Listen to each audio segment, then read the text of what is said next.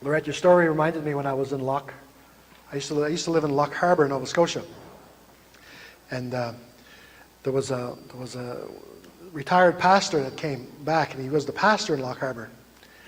And he was noted as being a very fast driver.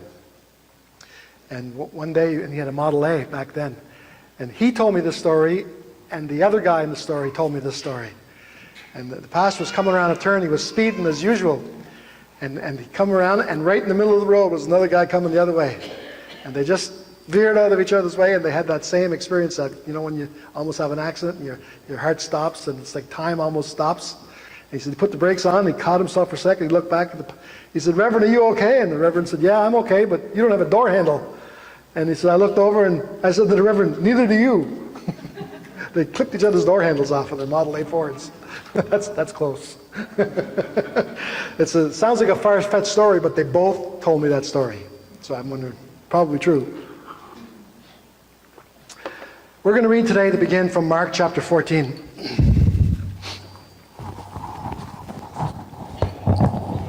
Up. There we go. Mark chapter 14, verse 32 to 41. And they came to a place which was named Gethsemane. And he said to his disciples, "Sit here while I pray." He took Peter and James and John with him and began to be greatly distressed and very troubled. And he said to them, "My soul is deeply sorrowful unto death. Remain here and keep watch." He went a little further and fell on the ground and prayed that if it were possible, the hour might pass him. He said, "Abba, Father, all things are possible for you. Remove this cup from me. Yet not what I will, but what you will." Now, I don't know about you, but this is not, when I think about Jesus, this is not how I think about him. I don't tend to see him in this light. I mean, here he was, and he said that he was greatly distressed. And he was very troubled. That was the observation. But then right from his own mouth, he says, "My soul is deeply sorrowful unto death," to his disciples. And he said, "I want you to wait here while I pray, and pray with me." He was asking for prayer. He was asking for support. He was asking for strength for the trial that he was about to go through. And we know that's what was on his mind, because when he didn't politely kneel. He didn't slowly, he didn't do it like you do it in church. He fell to the ground. He fell to the ground. And he said, "Lord, is it possible that you could make this hour pass? Is it possible that I not have to go through this?" So we know that he was in a very intense time. We know that it was something that was significant for him. It wasn't something that was small. And yet at the end of that, he says, "Yet not what I will, but what you will." And the phrase that we're more familiar with is, "Nevertheless, not my will, but thine be done." And so here we see Jesus going through a terribly difficult time, and yet he says, "You know what? I want God's will to happen, not my will." Because it's obvious then that at that point that his will was not to go through what he was going to go through, what he was about to go through. So it was a very serious thing. Our lesson today is on the teachings of Jesus. And we're going to be looking at taking an example of the teachings of Jesus from the perspective that actions speak louder than words.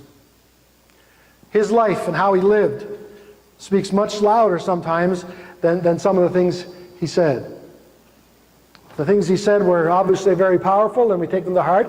But if he said those things and didn't back it up by how he lived, how much power would they really have?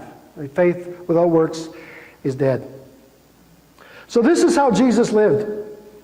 All of us are familiar with his attitude. I want to do my Father's will. And even in the prayer, he said, thy kingdom come, thy will be done on earth as it is in heaven. This was the key tenet of what he came for. He came and he told his disciples, I didn't come to give you my own words, I came to give you my Father's words. I came, if you've seen me, you've seen the Father. If you've heard me speak, you've heard the Father speak. He said, I have come to do the will of my Father. He did what he came here for. He did what he was supposed to do. He was who he was supposed to be. He said, for I have come down from heaven not to do my will, but to do the will of him who sent me.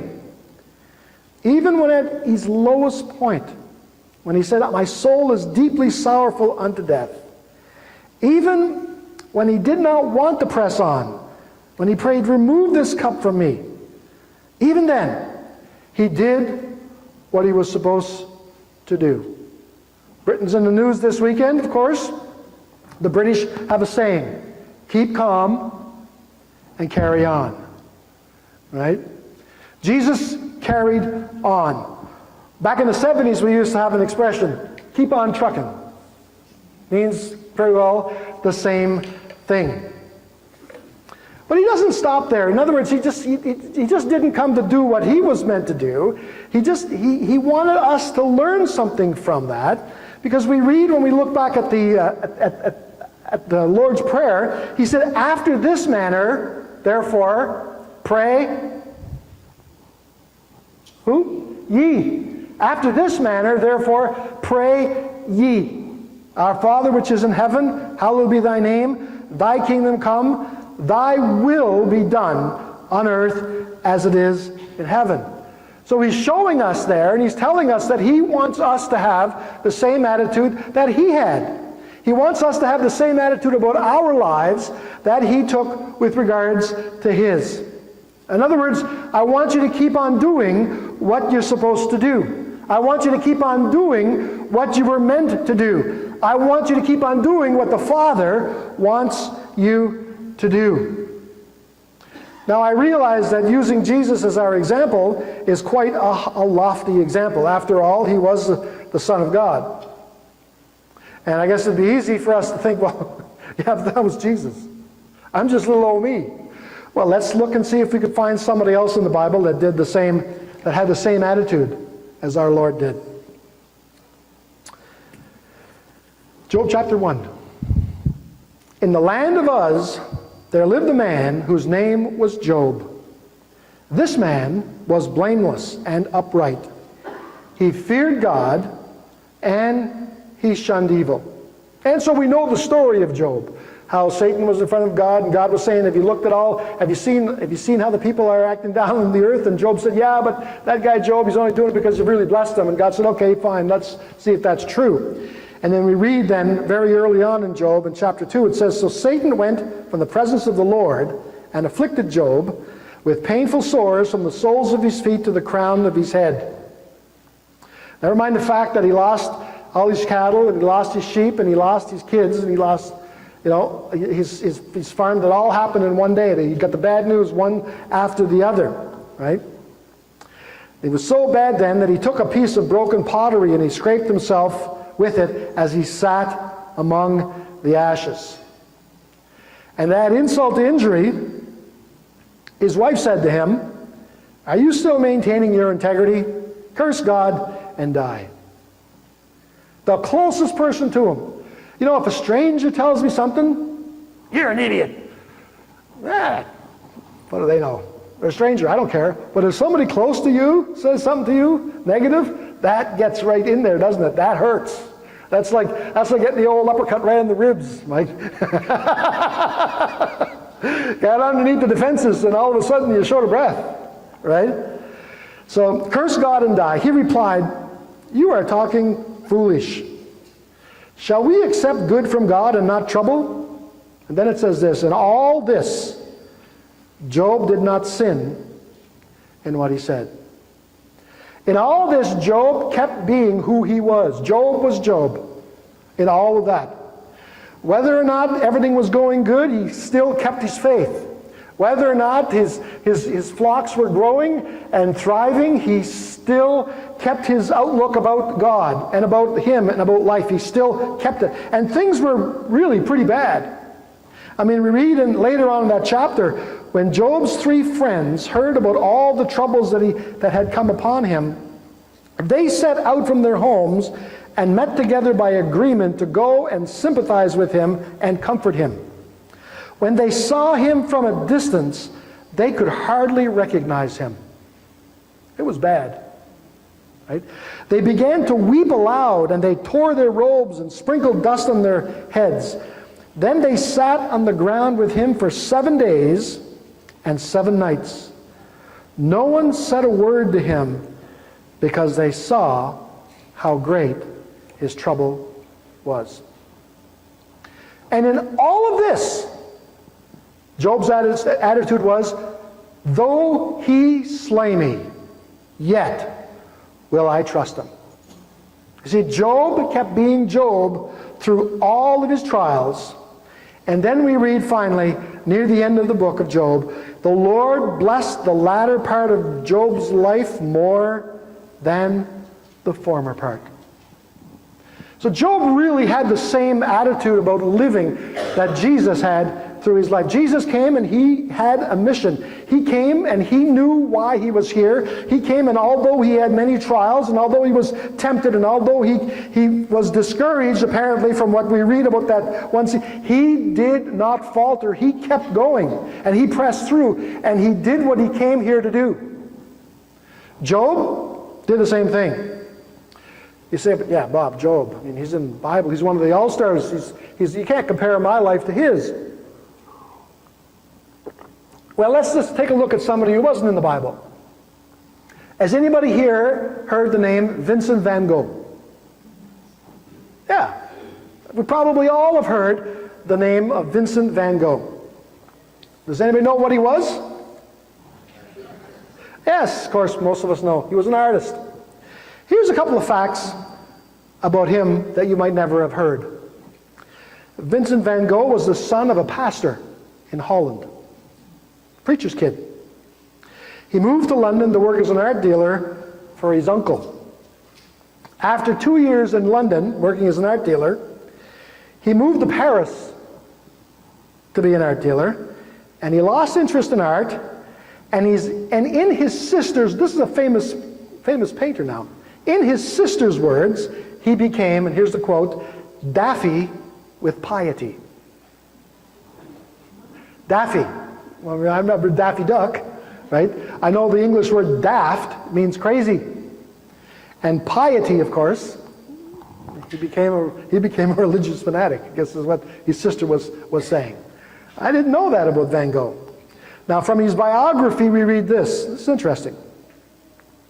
Van Gogh then took a post as an assistant teacher in England, but, disappointed by the lack of prospects, returned to Holland at the end of the year. He now decided to follow his father's footsteps and become a clergyman. Although disturbed by his fanaticism and odd behavior, his parents agreed to pay for the private lessons he would need to gain admission to university.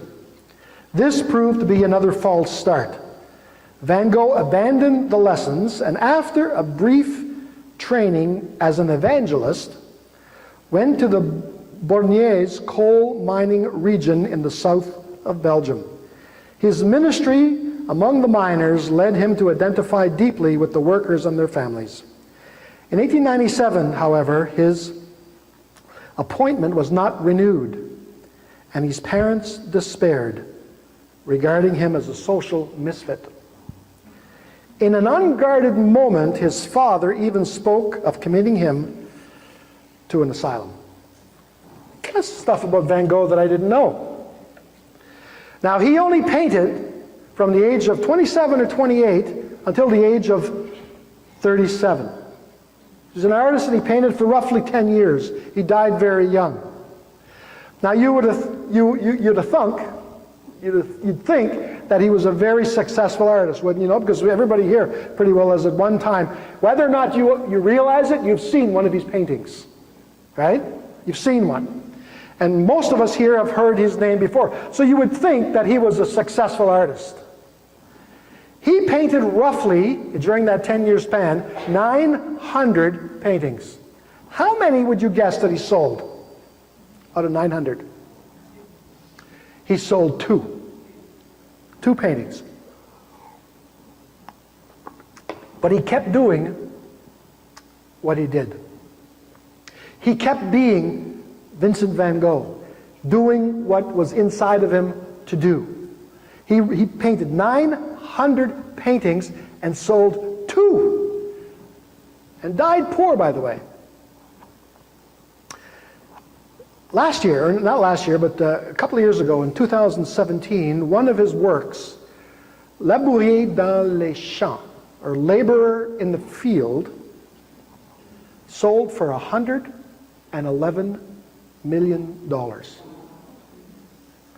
Sold for $111 million, and it was the view that he had from the window of a French asylum. Sold for $111 million. You see, sometimes it looks like all is lost. Sometimes it feels like I cannot carry this burden anymore. Sometimes it feels like what I do is not going to make a difference to anybody in this world. Sometimes it just doesn't seem worth it to carry on.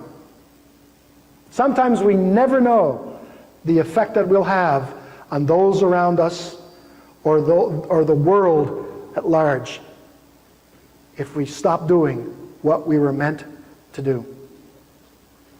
Paul the Apostle, he said, "Be ye followers of me, even as I also am of Christ."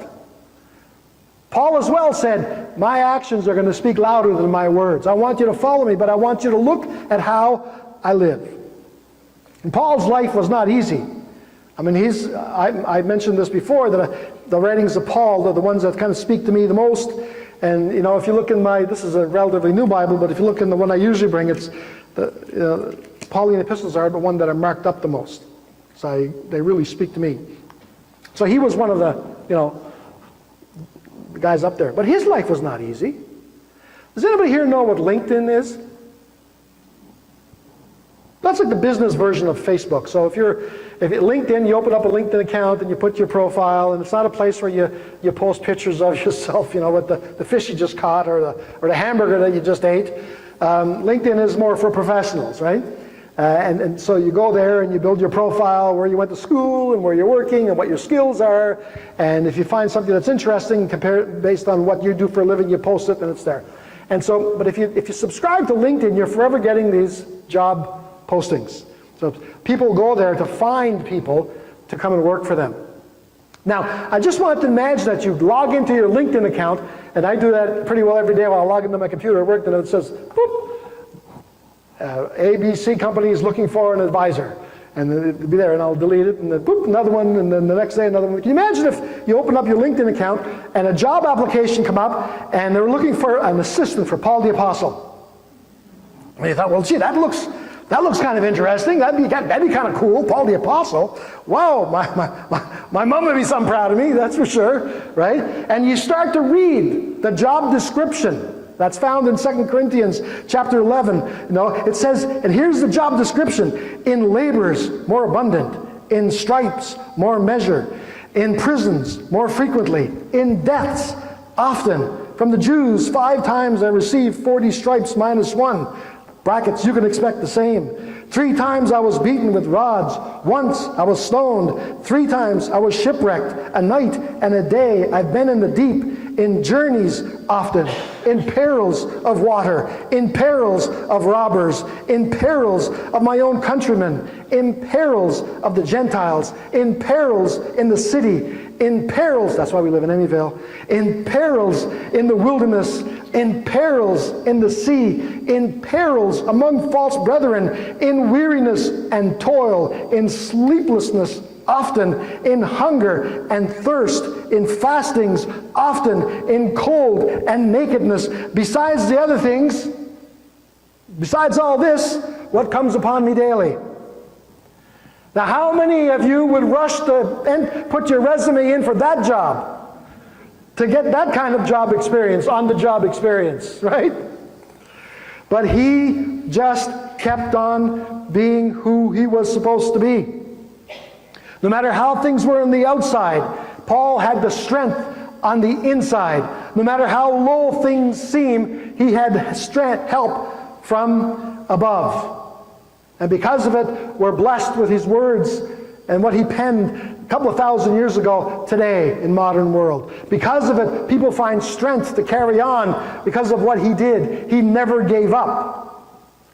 In Isaiah, in the Living Bible, we read this passage. Just a minute now. I think it's just a second. I think I took 2 pieces of paper. There we go. So yes, all through what he went through, he didn't give up. He said, I press toward the mark for the prize of the high calling of God in Christ Jesus. No matter how he felt, no matter how difficult it was, Paul took the advice given in Ecclesiastes chapter 9, verse 10, whatever your hand finds to do, do it with all of your might. Now, not all of us were sent here to be evangelists. Not all of us were sent here to be carpenters. Not all of us were sent here to be engineers. But whatever your hand finds to do, do it with all of your might. Be who you are supposed to be. Be the person you are where you are right now. When Van Gogh was in an asylum, he could have stopped painting. When Job was sitting on the ash heap, he could have stopped believing. When Paul was in prison, he could have stopped preaching. If they had, this world would not be the world that it is today.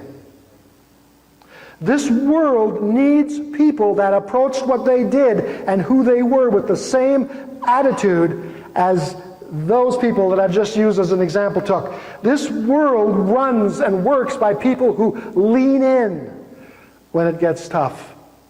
This world is the world it is because when the Twin Towers are on fire, the World Trade Center in New York City, those firemen ran into that building. They didn't run away from that building. They ran into it.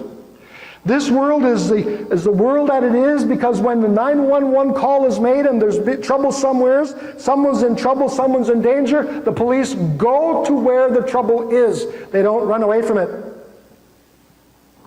This world is the world that it is because soldiers go towards the battle, not run from the battle, regardless of how they feel, regardless of how things look. I enjoyed the meal that I enjoyed a couple of nights ago because fishermen get in their boats and go out and fish no matter how cold and windy and stormy it is and no matter how difficult it is, and it's difficult. They lean into it and they do what they're supposed to do. And you this morning and me this morning, where are you? What are you supposed to be? Who are you supposed to be? You say, Bob, I don't really know. Or Bob, I do know, but I'm not really pleased with it. I want to be somewhere else. I can tell you this, I have no idea what you're supposed to be doing. Most times I'm doubting about myself, right? I got enough to handle with this. I have no idea where you're supposed to be, but I can tell you this, the starting place for you to go from where you are to where you want to be, the starting place for that journey is exactly where you are today. And no matter how things seem on the outside, you have a strength on the inside that can get you to where you need to be. No matter how low things might seem, there is help from above. In Isaiah we read, O Jacob, O Israel, how can you say that the Lord doesn't see your troubles and isn't being fair. Don't you yet understand? Don't you know by now that the everlasting God, the creator of the farthest parts of the earth, never grows faint or weary? No one can fathom the depths of his understanding. He gives power to the tired and worn out, and strength to the weak. Even the youth shall be exhausted, and the young men will all give up. But they that wait upon the Lord shall renew their strength. They shall mount up with wings like eagles. They shall run and not be weary, and they shall walk and not faint. But Bob, you don't know my situation. That's true, but God does. And he says in Isaiah 43:18, forget the former things, and do not dwell on the past. See, I am doing a new thing. Now it springs up. Do you not perceive it? I am making a new way in the wilderness and streams in the wasteland. Sometimes you just have to take the next step by faith. Sometimes you just have to do the right thing because it's the right thing. Sometimes it doesn't seem that anything you do is going to make things better. Have you ever felt like Jesus felt from our text? When it seems that you're at the end of the line, the end of the rope, nothing more that you can do. You ever felt that way? I know I have. There are times when there's no new classes to take, there's no new lessons to learn. There are times when you just have to keep on doing what you've been doing and keep doing what you know how to do. And that's all there's left. Sometimes the verse, wherefore take unto you the whole armor of God, that ye may be able to withstand in the evil day. And this part is what applies. And having done all, to stand. Sometimes you just got to draw the line in the sand and say, this is where I make my stand. This is where I'm going to live or die.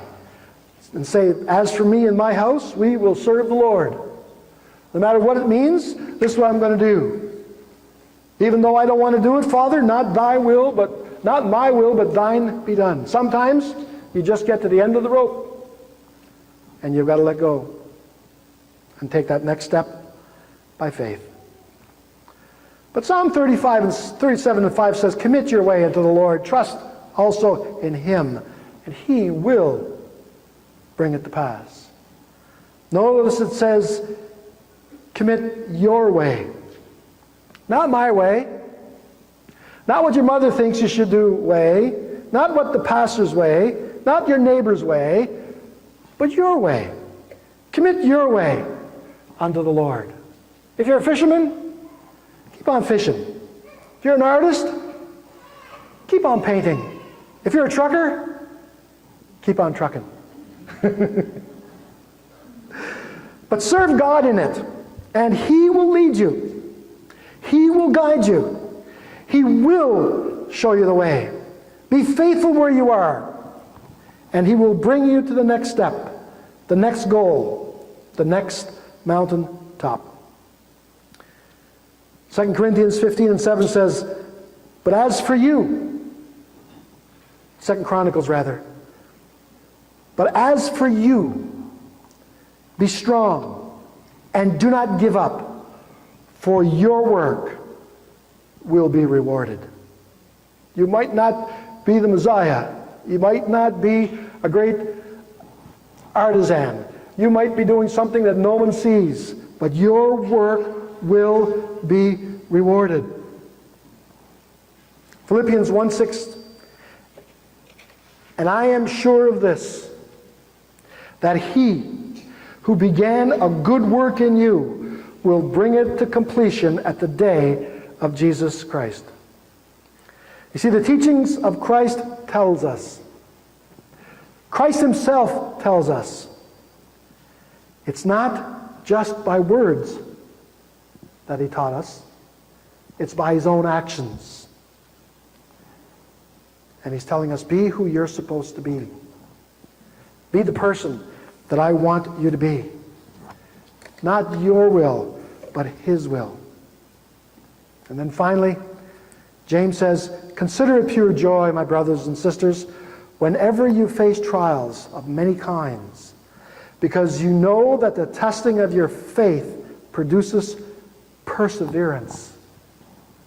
Let perseverance finish its work, that you may be mature and complete, lacking nothing. And then finally, to close, Matthew 24:13. But the one who stands to the end shall be saved. Amen.